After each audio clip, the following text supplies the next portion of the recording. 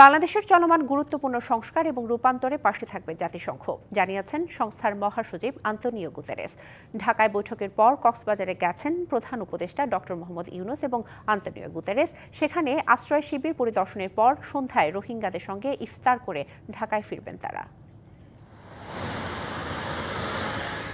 কর্মব্যস্ত জাতিসংঘ মহাসচিব আন্তোনিও গুতেরেসের ঢাকা সফরের দ্বিতীয় দিন শুক্রবার সকালে বসেন পররাষ্ট্র উপদেষ্টা তৌহিদ হোসেন এবং প্রধান উপদেষ্টার রোহিঙ্গা ইস্যু ও অগ্রাধিকার বিষয়ক প্রতিনিধি ডক্টর খলিলুর রহমানের সাথে।